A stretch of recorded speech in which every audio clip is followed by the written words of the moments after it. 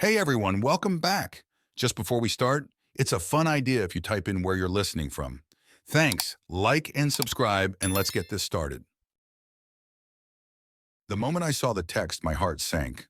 The message, plain and clear, from a number I didn't recognize. Last night was incredible. Can't wait to see you again. My wife, Emma, had left her phone on the kitchen counter while she showered.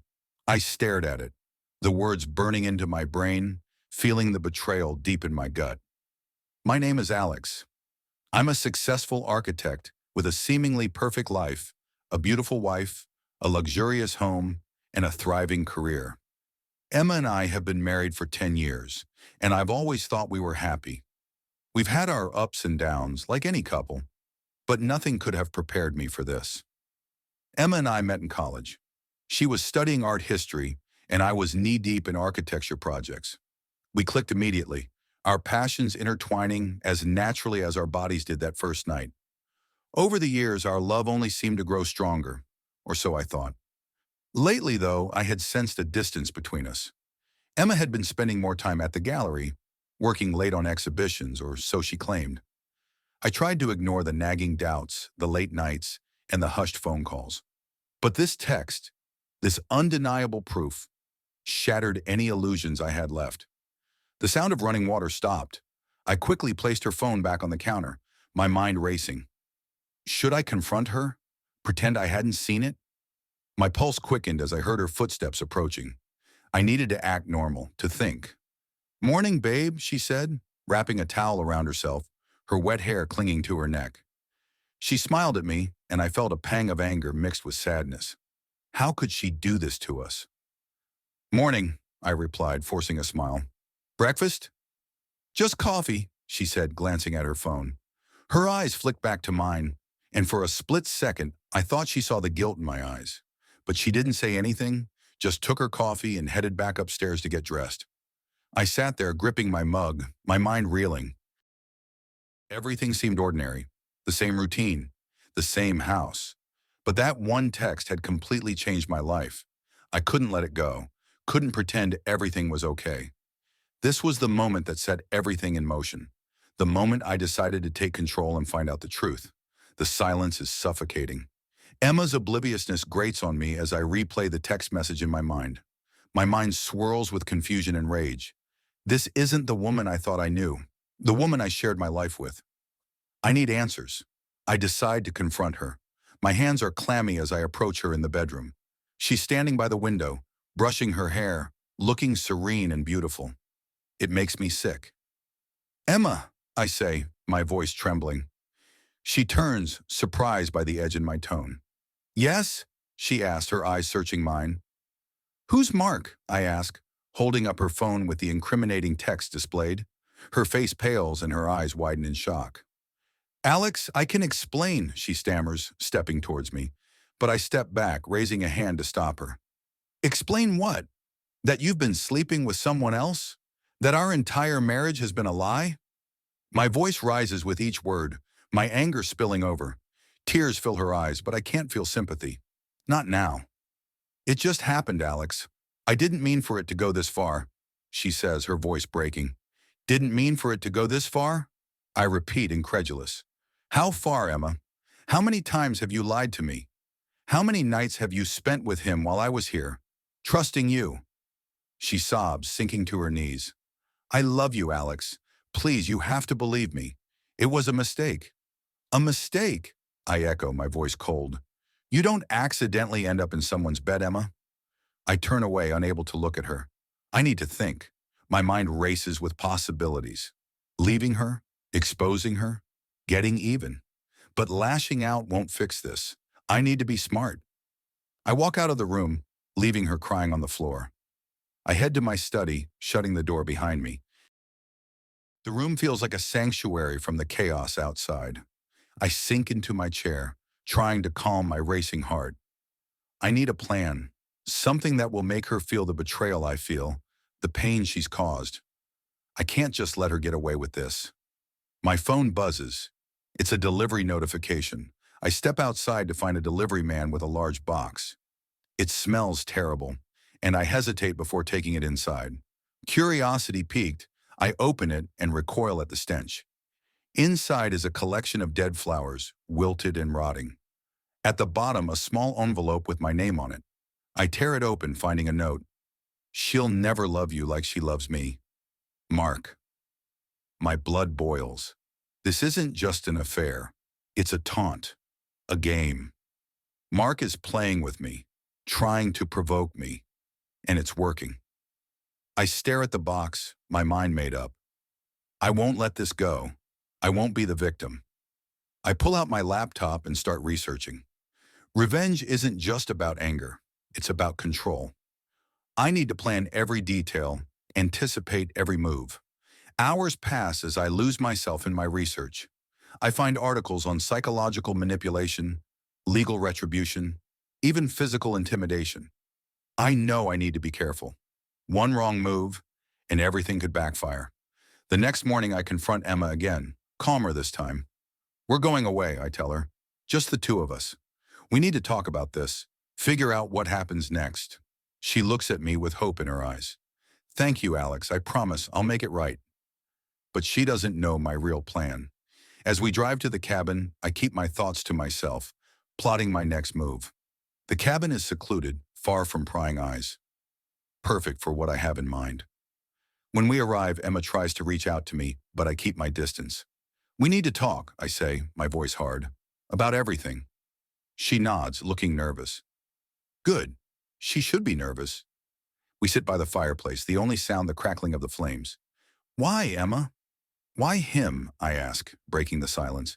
She sighs, wiping away tears. I don't know, Alex. It just happened. He made me feel special, wanted. I didn't realize what I was losing. Didn't realize what you were losing? I echo. Do you even understand what you've done? You've destroyed everything. I know, she whispers. I'm sorry. Sorry isn't enough, I snap. I need you to feel what I feel, to understand the pain you've caused. She looks at me, fear in her eyes.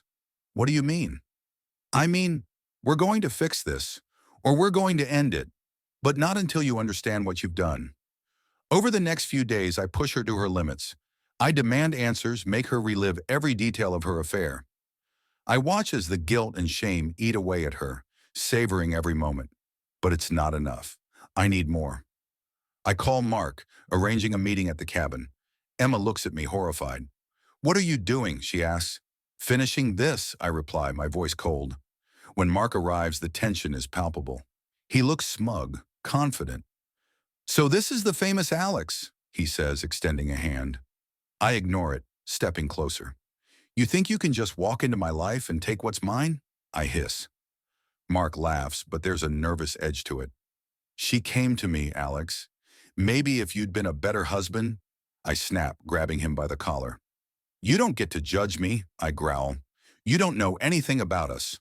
Emma tries to intervene, but I push her away. Stay out of this, I command. Mark struggles, but I hold him tight. You think you're better than me? That she loves you more? I sneer. Let's see how much she loves you when I'm done. I drag him outside, Emma following, begging me to stop. Alex, please, this isn't the way. But I can't stop. The rage, the need for revenge, it's too strong. I throw Mark to the ground, standing over him. You're going to leave us alone, I say, my voice deadly calm. Or I'll make sure you regret ever meeting her. He looks up at me, fear in his eyes. All right. I'll stay away, he mutters. Good, I reply, stepping back. Now get out. He scrambles to his feet, shooting one last glance at Emma before fleeing. She turns to me, tears streaming down her face. What have you done, Alex? What I had to, I reply, my voice cold. Now we can start fixing this. Over the next few days, I continue to push Emma. I need her to understand, to feel the pain and betrayal. Slowly, she begins to break down, the guilt and shame consuming her. But it's not enough. I need more. I start leaving subtle reminders of her affair around the house. A note from Mark, a photo of them together. Each time she breaks a little more. I watch, detached, as the woman I loved crumbles before me. But as the days turn into weeks, I start to feel something else. A strange satisfaction, a sense of control. For the first time since I discovered the affair, I feel like I'm in charge. like I'm the one with the power.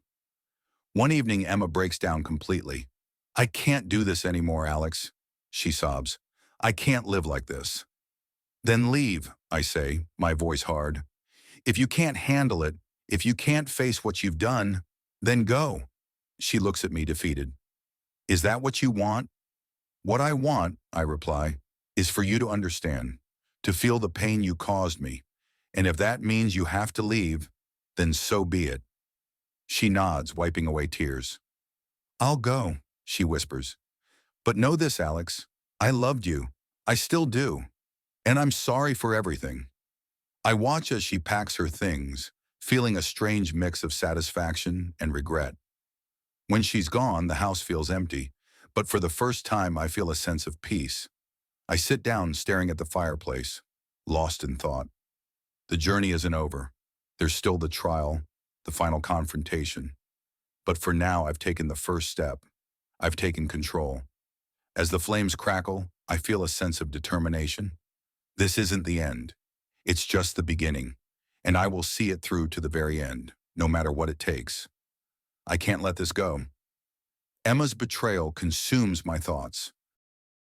I spend the next few days watching her closely, trying to understand how long this has been going on and what she's hiding. Each time she leaves the house, I follow her, careful to keep my distance. She seems nervous, glancing over her shoulder more often than usual. One night, she heads to a bar on the other side of town. I park a block away and watch her through the window as she meets Mark. They sit in a dark corner, their heads close together. I can't hear them, but their body language tells me everything I need to know. This isn't just a fling, it's something deeper. I need to be smart about this. I start gathering information, documenting their meetings, taking photos, and recording conversations from a distance. I feel like a detective in one of those thriller novels I used to enjoy reading. Only this time, it's my life unraveling. Emma's behavior becomes more erratic. She lies about where she's going, inventing meetings and events that don't exist. I play along, pretending to believe her, all the while compiling my evidence. One evening, I confront her with some of the photos I've taken. She breaks down, admitting everything. I never meant for this to happen, she sobs. I love you, Alex, but I felt so alone. Alone? I snap. I was right here, Emma. You could have talked to me. She looks at me with tear-filled eyes. You were always working. You never had time for me. Her words sting, but I refuse to let her off the hook. So you found comfort in someone else's bed? How long has this been going on? A few months, she admits, her voice barely a whisper. I nod, feeling a cold, detached anger. And you thought you could just keep lying to me? That I'd never find out?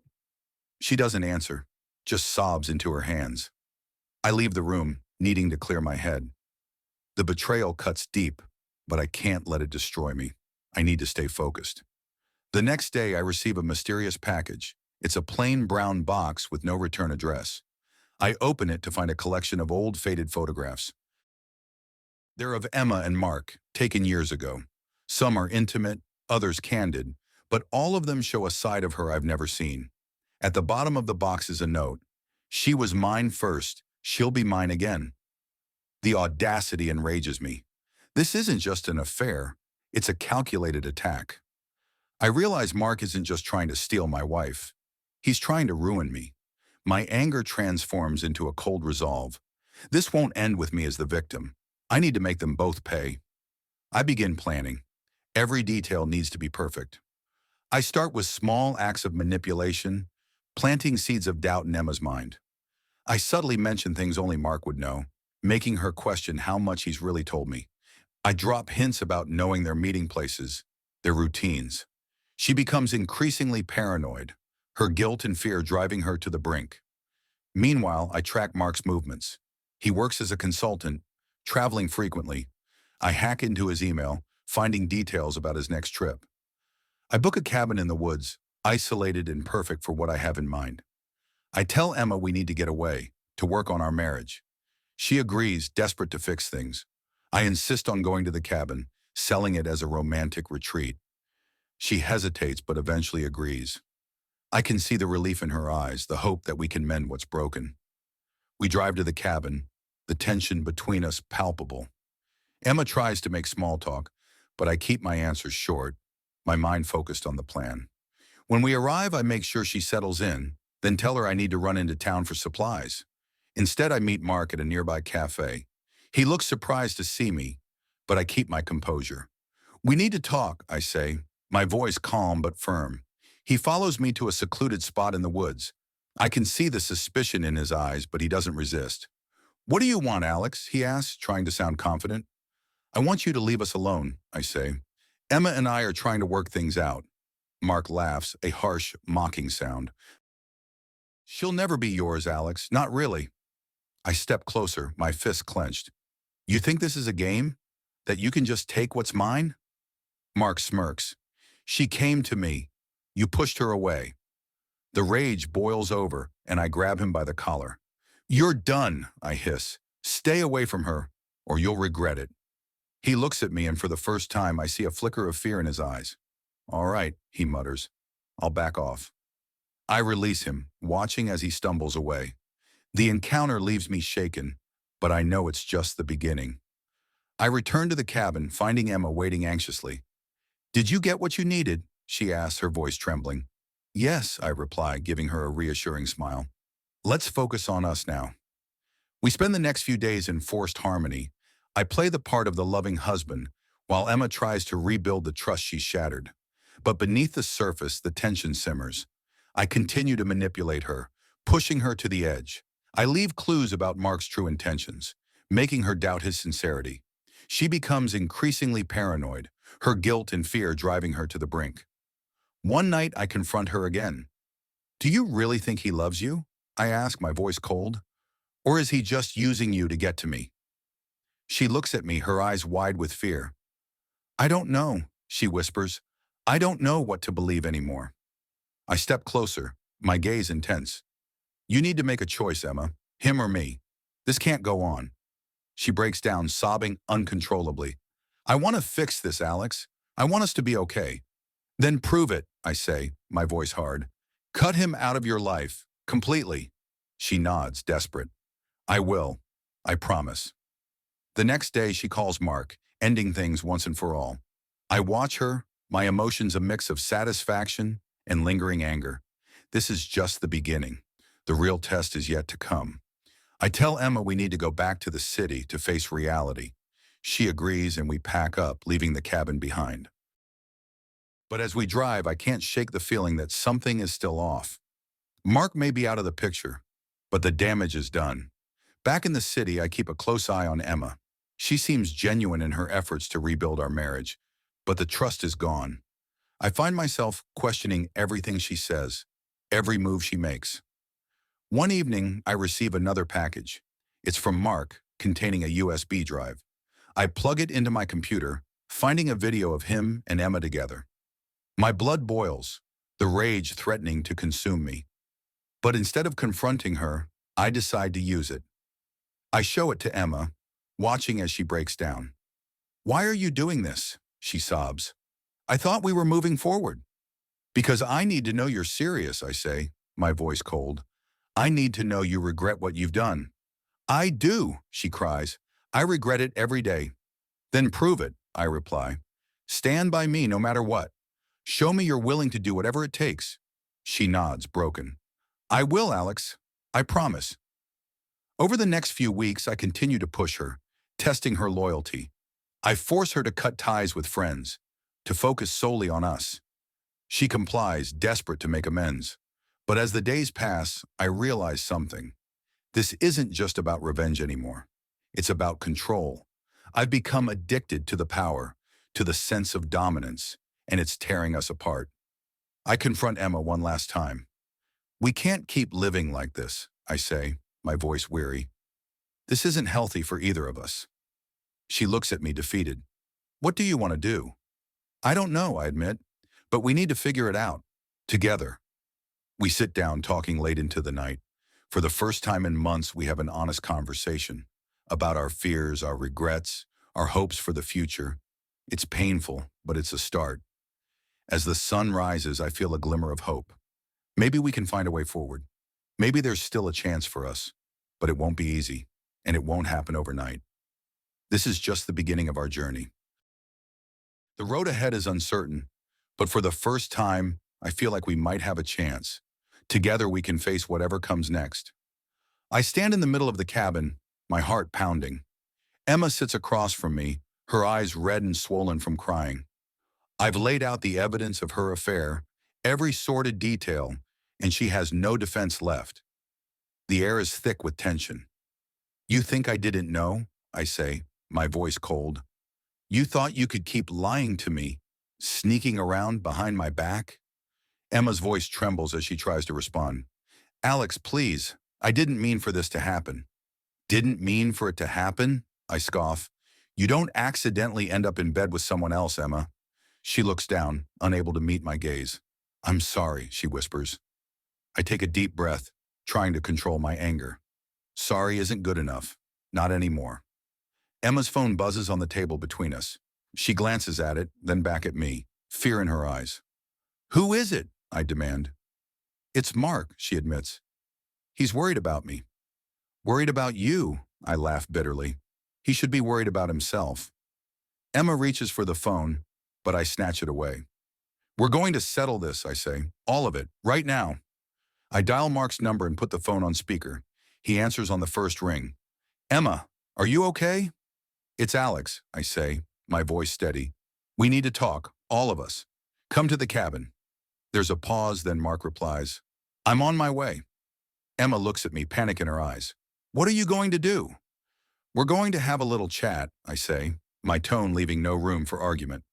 You've both taken something from me. Now it's time to give it back. The minutes stretch into what feels like hours as we wait for Mark to arrive. I pace the room, my mind racing. Emma sits silently, her hands trembling. Finally, we hear a car pull up outside. I open the door and watch as Mark approaches, his expression wary. He stops a few feet away, looking between me and Emma. What's this about, Alex? Come inside, I say, stepping aside to let him in. He hesitates, then follows me into the cabin. We sit around the table, the tension palpable. You both know why we're here, I begin.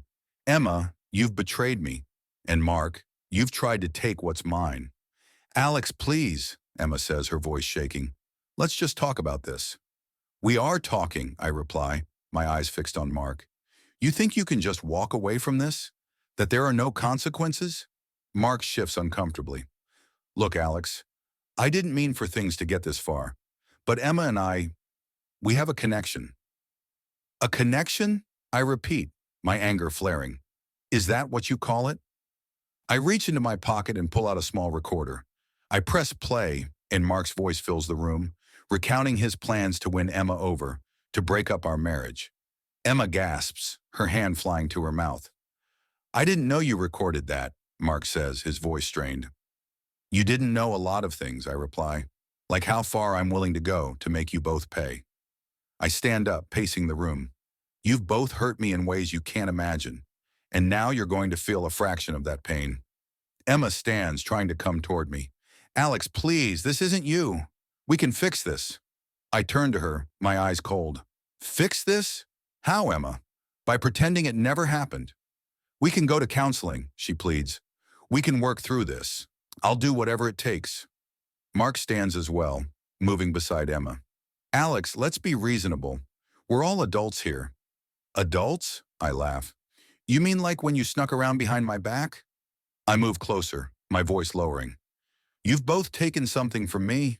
Now I'm taking something from you. I grab a suitcase from the corner of the room and throw it on the table. Pack your things, Emma. You're leaving. She looks at me, stunned. What? You heard me, I say. You're leaving. Tonight. She stands there, frozen. But where will I go? I don't care, I reply. But you're not staying here. You made your bed. Now lie in it. Mark steps forward, his face pale. Alex, this isn't the way. Let's talk this through. There's nothing to talk about, I say, my voice hard. She's leaving.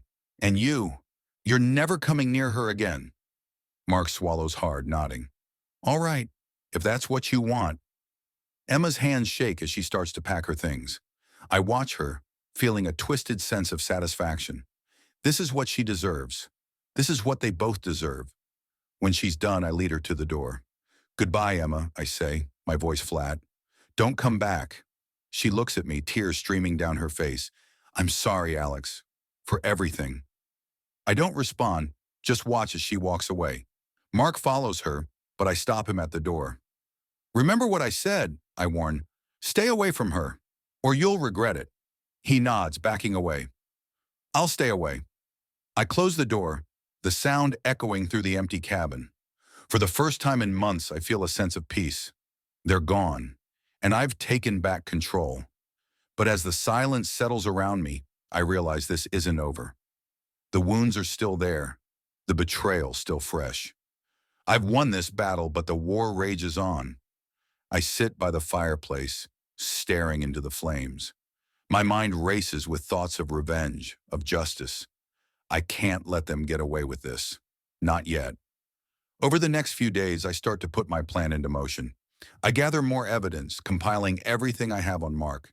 His business dealings, his personal life, his secrets. I'll expose him, ruin him, make him pay for what he's done. I contact a private investigator, hiring him to dig deeper into Mark's life. The information he uncovers is shocking. Mark isn't just a cheater.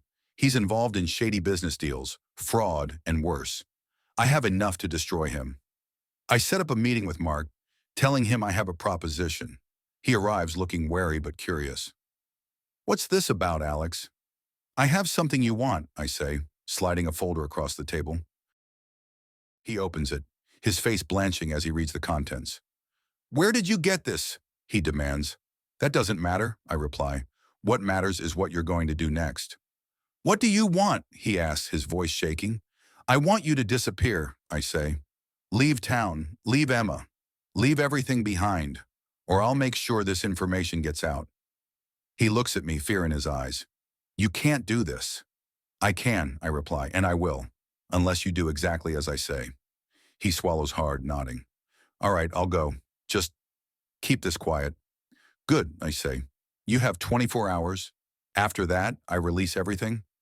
He stands, backing away. You're a bastard, Alex. Maybe, I say, but I'm a bastard who wins. He leaves, and I feel a grim satisfaction. This is just the beginning. I've taken back control, and I won't stop until they have both paid for what they've done. Over the next few days, I monitor Mark's movements. He sells his assets, closes his accounts, and disappears, just as I demanded. I watch Emma, too, from a distance. She moves in with a friend, trying to rebuild her life. I feel a strange mix of emotions. Satisfaction at my victory, but also a lingering emptiness. I've won, but at what cost? One night I sit by the fireplace, lost in thought. The flames dance, casting shadows on the walls. I've achieved my revenge, but the price has been high. My marriage is over, my trust shattered. But as I sit there, I feel a sense of resolve. This isn't the end. It's a new beginning, a chance to rebuild, to start fresh. I've taken back control of my life, and now it's time to move forward. I stand, staring into the flames. The journey has been long and painful, but I'm still standing, and I'm stronger for it. The future is uncertain, but I'm ready to face it, alone, but not defeated. I've taken the first step. Now it's time to take the next. Emma and I sit across from Dr. Lang, our therapist. The room is cozy with soft lighting and comfortable chairs. It feels safe here, but the tension between us is palpable. Dr. Lang looks at us expectantly, waiting for one of us to start. I don't even know where to begin, Emma says, her voice barely a whisper. I've hurt you, Alex. I know that. I nod, struggling to keep my emotions in check. Why did you do it, Emma? Why Mark? She looks down at her hands, twisting her wedding ring. I was lonely. You were always working, always busy. And Mark, he was there. He paid attention to me. Her words sting, but I try to stay calm. And you didn't think to talk to me? To tell me how you were feeling? I did, but it felt like you weren't listening, she says, tears forming in her eyes. I made a mistake, Alex. A terrible mistake. Dr. Lang intervenes, her voice soothing. We're here to find a way forward. Both of you need to express your feelings honestly. but also listen to each other. I take a deep breath. I'm angry, Emma, angry and hurt, but part of me wants to try and fix this, to see if we can rebuild what we had. Emma looks at me, hope flickering in her eyes. I want that too, Alex. More than anything. We spend the next hour talking, delving into the roots of our problems. It's painful, but necessary. Dr. Lang gives us exercises to do at home, ways to communicate better and rebuild trust. It's a long road ahead, but it feels like a start. Days turn into weeks. Emma and I attend therapy sessions regularly, both together and individually. We start to talk more openly, sharing our fears and hopes. It's not easy, and there are days when I feel like giving up, but I push through. One night, we're sitting on the couch watching a movie. Emma snuggles up next to me, resting her head on my shoulder. It feels almost normal, like old times. I wrap my arm around her, pulling her closer. Thank you for giving us a chance, she whispers. I'm trying, I reply. I just need time. She nods, understanding. I know, and I'll be here however long it takes. Despite the progress, I can't shake the memory of what happened.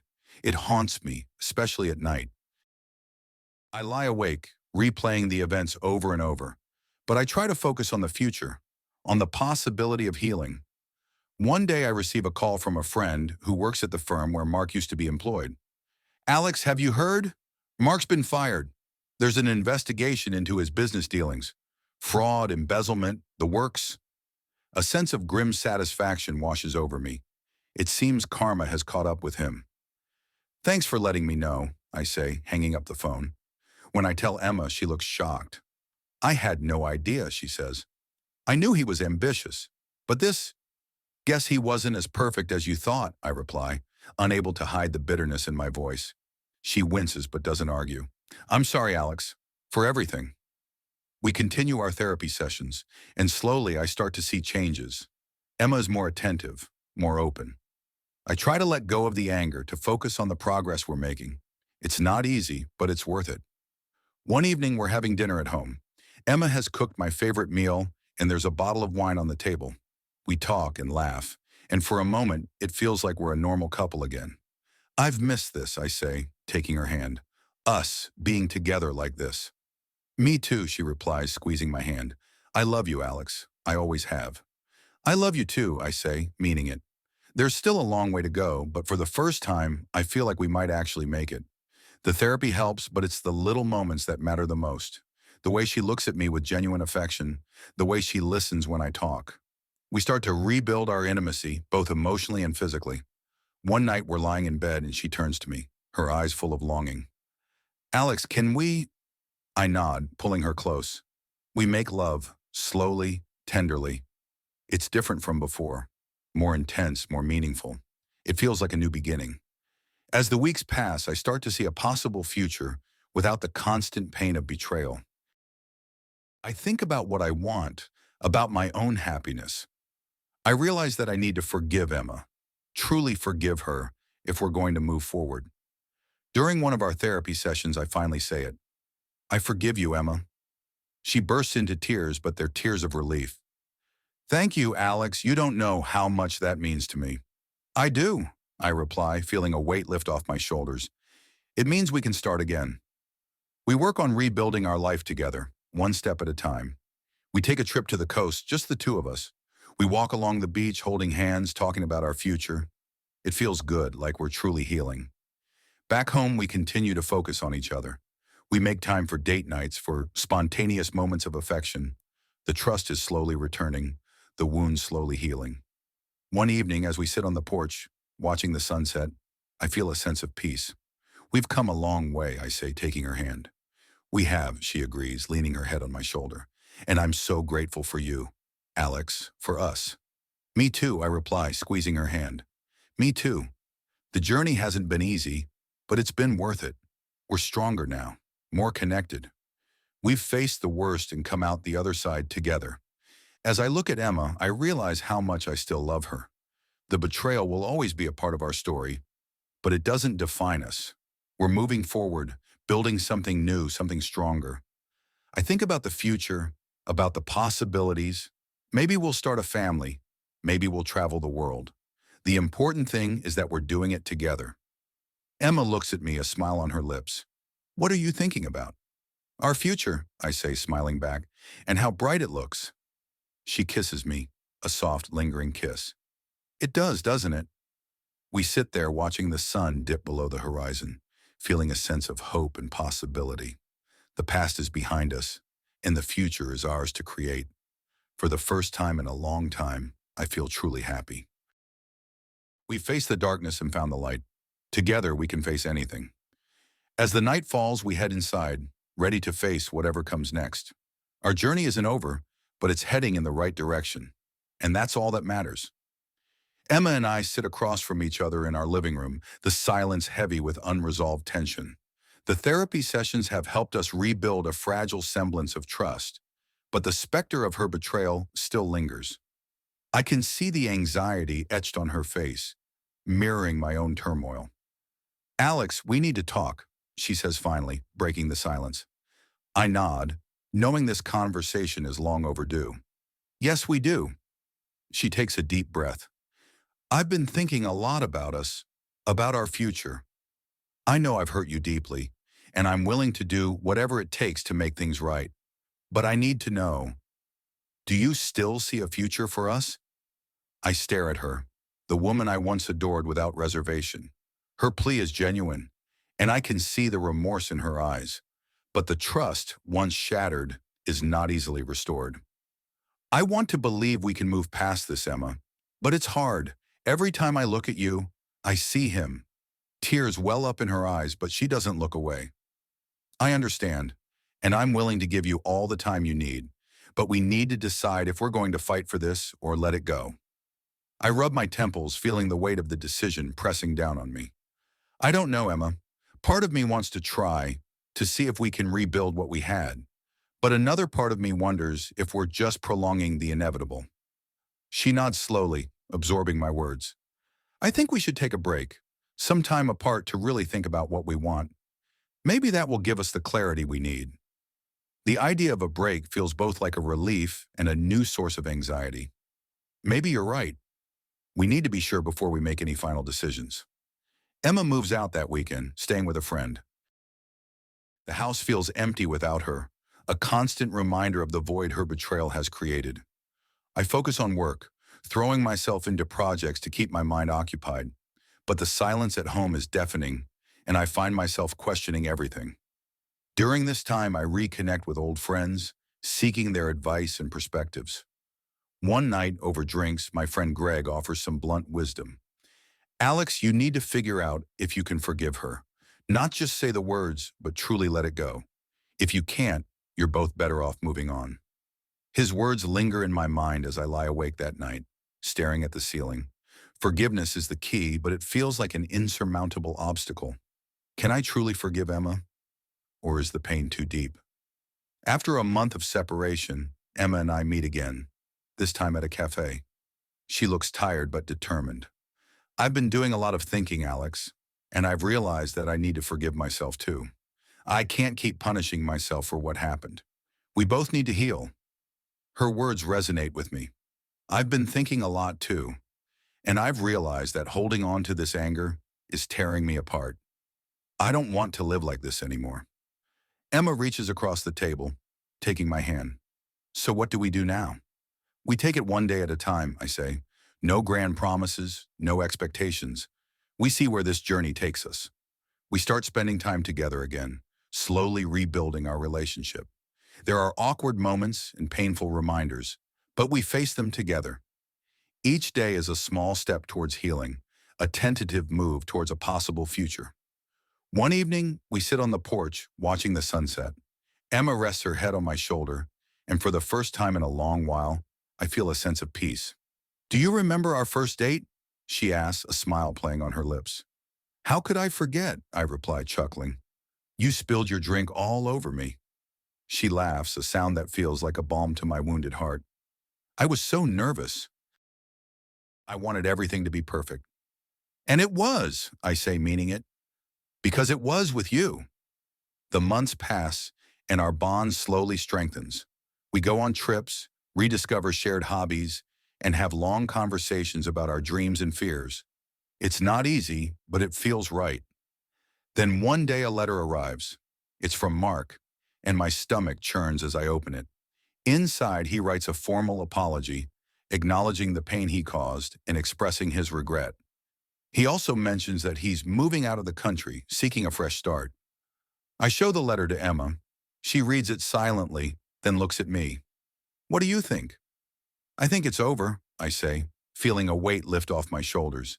He's out of our lives for good. Emma nods, relief in her eyes. That's a good thing. We can finally move on. The final confrontation with Mark had been looming over us, but now it's resolved. It feels like a chapter closing, allowing us to focus fully on each other. We continue our therapy, both individually and as a couple. The sessions are intense, often bringing up buried emotions, but they also bring us closer.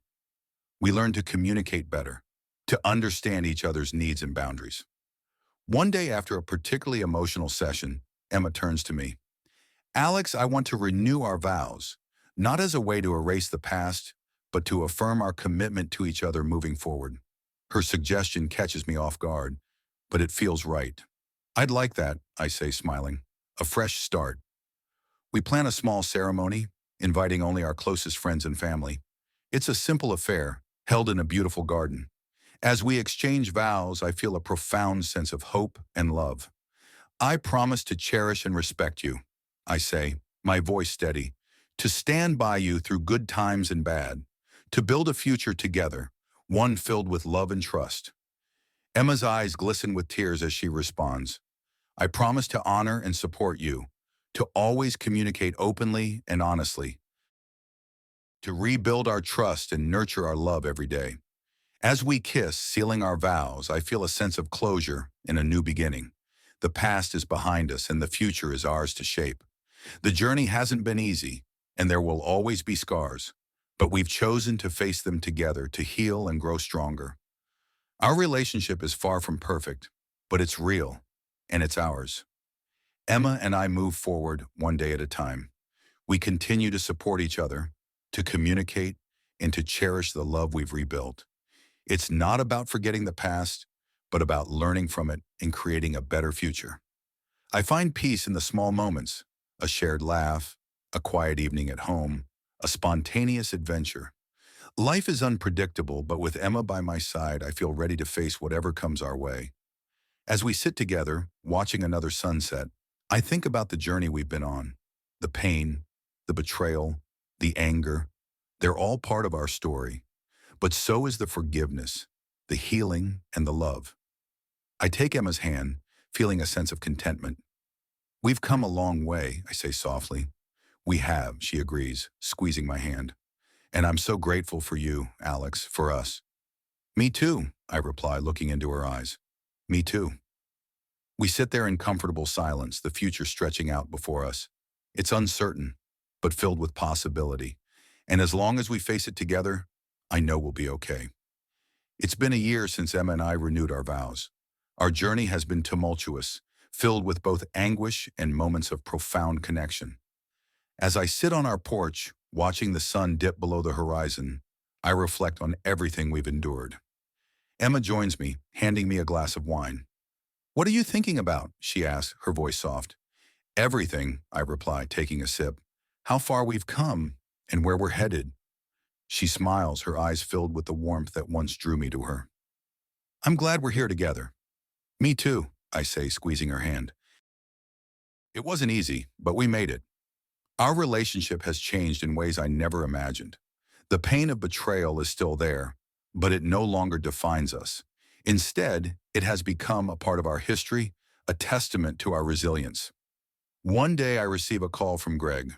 Hey, Alex, there's a new project coming up, a big one. Are you interested? My heart quickens at the prospect. I've been so focused on rebuilding my personal life that I've almost forgotten the thrill of my career. Tell me more, I say, leaning forward. As Greg outlines the project, I feel a spark of excitement. It's a challenging design, requiring innovation and creativity. I'm in, I say, feeling a sense of purpose reignite within me. When I tell Emma about the project, she beams with pride. That's amazing, Alex. You've always been brilliant at what you do. Thanks, I say, feeling a swell of gratitude. I've missed this, the excitement of a new challenge. The project consumes my days and I throw myself into it with a fervor I haven't felt in years. The team is talented and the work is demanding, but it feels good to be back in my element. At night, Emma and I reconnect over dinner, sharing stories of our days. Our conversations are deeper now, filled with honesty and vulnerability. We've learned to communicate better, to truly listen and support each other. One evening, as we're lying in bed, Emma turns to me. I've been thinking about something. What is it? I ask, curious. I want to go back to school, she says, to finish my degree in art history. It's something I've always wanted to do, and I think it's time. I look at her, seeing the determination in her eyes. I think that's a great idea, Emma. You should do it. She smiles, relief washing over her face. Thank you, Alex. I was worried you wouldn't support me. Of course I support you, I say, pulling her close. We're in this together, remember? As Emma begins her classes, I watch her blossom. She's passionate about her studies, and it's inspiring to see her pursue her dreams. Our evenings are filled with discussions about art and architecture, our passions intertwining once again. The project progresses, and I find myself thriving under the pressure. My colleagues respect my vision, and together we create something extraordinary. It's a reminder of who I am, of what I'm capable of. One day, as I'm walking through the construction site, I receive a message from Mark. It's unexpected, and I hesitate before opening it. The message is brief, but it leaves me unsettled. I'm coming back. We need to talk. I tell Emma about the message, and she looks worried. What do you think he wants? I don't know, I admit, but I'm not going to let him disrupt our lives again. When Mark arrives, we meet in a public place, a neutral ground. He looks different, older and worn. Alex, he says, extending a hand. I shake it, but remain wary. What do you want, Mark? I'm here to apologize, he says, his voice earnest. I've done a lot of thinking, and I realize how much I hurt you both. I needed to make amends. His words catch me off guard. Apologies don't change what happened, I say, my voice firm. I know, he replies, but I'm trying to be a better person. I needed to face you, to acknowledge my mistakes. I nod, feeling a mix of emotions. We've moved on, Mark. We're rebuilding our lives. I'm glad to hear that, he says. I just wanted to tell you, face to face, that I'm sorry. We part ways, and I feel a strange sense of closure. Mark's apology doesn't erase the past, but it allows me to fully let go of the lingering resentment. As I drive home, I think about the future. Emma and I have faced our demons, and we've come out stronger. We've learned to forgive, to heal, and to grow. At home, Emma's waiting for me. How did it go? She asks, her eyes searching mine. It went well, I say, pulling her into a hug. He apologized. It's over now. She rests her head against my chest, and I feel a profound sense of peace. I'm glad, she says softly. We stand there, holding each other, the weight of the past finally lifting. Our journey hasn't been easy, but it has brought us closer. We've faced the darkness together, and we've found the light. As we sit on the porch, watching another sunset, I think about the lessons we've learned. Trust, forgiveness, and the importance of communication. These are the pillars of our renewed relationship. Emma looks at me, her eyes filled with love. I'm so grateful for you, Alex, for us. Me too, I reply, feeling a deep sense of contentment. We've come a long way. The future is bright, filled with endless possibilities. We've faced the worst and emerged stronger, ready to embrace whatever comes next. As we sit there, the sun setting on the horizon, I know that our journey is far from over. But with Emma by my side, I'm ready for whatever the future holds. We've built a foundation of trust and love, and together we can face anything. Life is unpredictable, but it's the challenges that make us stronger. And as long as we have each other, we're unstoppable. We sit in comfortable silence, the future stretching out before us. It's uncertain but filled with promise. And as long as we face it together, I know we'll be okay.